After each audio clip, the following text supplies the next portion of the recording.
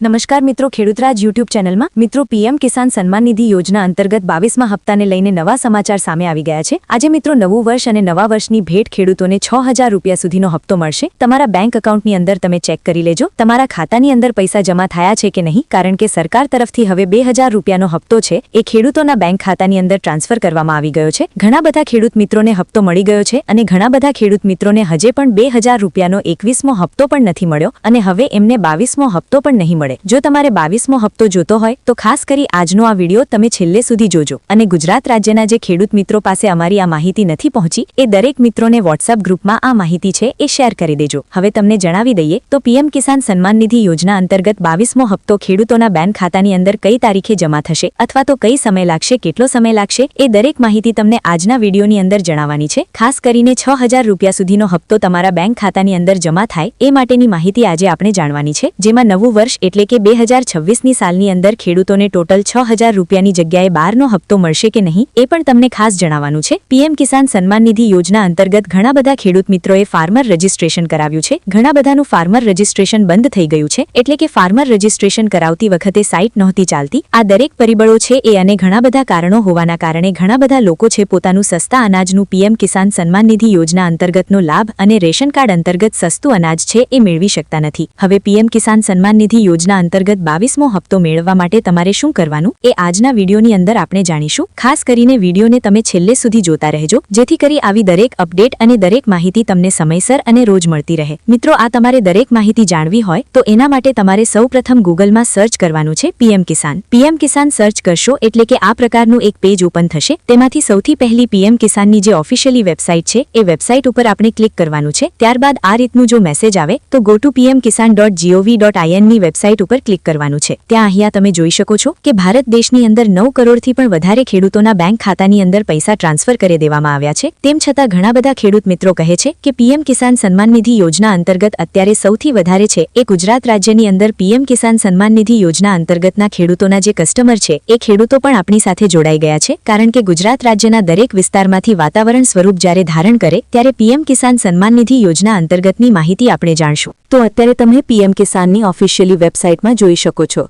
સરકાર તરફથી જ્યારે 2025માં 21મો હપ્તો જાહેર કરવામાં આવ્યો ત્યારથી અત્યાર સુધીમાં ખેડૂતોને 2000 રૂપિયાનો હપ્તો મળ્યો એક જ વખત ખેડૂતોને મળ્યો છે, જેમાં મોદી સાહેબે 21 નવેમ્બરના રોજ પીએમ કિસાનનો 19મો હપ્તો છે એ ખાસ કરીને તમિલનાડુમાંથી ટ્રાન્સફર કર્યો હતો। પરંતુ હવે તમિલનાડુમાંથી જો પીએમ કિસાન સન્માન નિધિ યોજનાનો હપ્તો ટ્રાન્સફર થતો હોય તો બીજા ઘણા બધા ખેડૂતોએ ફોર્મ ભરેલા હતા। દરેક માહિતી, દરેક અપડેટ જણાવ્યું। બાકી ગુજરાતના દરેક ખેડૂતોને તો ખ્યાલ છે કે પીએમ કિસાન સન્માન નિધિ યોજના અંતર્ગતનો જે આગામી હપ્તો છે એ પણ 4 મહિના પછી આવ્યો હતો। હવે આ પછીનો હપ્તો પણ 4 મહિના પછી આવવાની શક્યતા વધારે પડતી દર્શાવવામાં આવી છે। હવે પીએમ કિસાન સન્માન નિધિ યોજના અંતર્ગત 2 થી 3 દિવસ લોકેશન ચેન્જ કરવામાં થાય, કારણ કે આ કેવાય ડેરિશન માર્ક ગુજરાતી રાજ્યની અંદર ડિગ્રી ચેર નથી થતી ને એવી દરેક પરિબળો અને દરેક માહિતી છે આપણને પૂછે। તો ખાસ કરીને દરેક લોકોને જણાવી દેવાનું કે પીએમ કિસાન સન્માન નિધિ યોજના અંતર્ગત રજિસ્ટ્રેશન કરાવેલું હોય તો તમે કહી શકો કે 2 થી 3 દિવસ માટે લોકેશન નહીં। ગુજરાતના દરિયાકાંઠાના વિસ્તારોની અંદર ભેજનું પ્રમાણ પણ વધારે દર્શાવવામાં આવી રહ્યું છે। વાતાવરણ સ્વરૂપે પણ આ માહિતી છે આપણે ગુજરાતના દરિયાકાંઠાના વિસ્તારોની અંદર જોઈ રહ્યા છીએ, કારણ કે અત્યારે બેનિફિશિયરી લિસ્ટ, નવું ફાર્મર રજિસ્ટ્રેશન, જે ખેડૂતોએ નવું રજિસ્ટ્રેશન કરાવવું હોય એમના માટે પણ આ પોર્ટલ ખુલ્લું મૂકવામાં આવ્યું છે। હવે નવા રજિસ્ટ્રેશન કરાવવા માટે તમારે નવું ન્યૂ ફાર્મર રજિસ્ટ્રેશન ઉપર ક્લિક કરવાનું છે। ત્યાર પછી અહીંયા તમામ ડિટેલો દાખલ કરવાની રહેશે। જો આધાર કાર્ડ નંબરથી એક વખત લોગિન કરવું હોય તો લોગિન કરાઈ શકાય, અથવા તો પોતાનો પાસવર્ડ યાદ ન હોય તો આ પાસવર્ડ।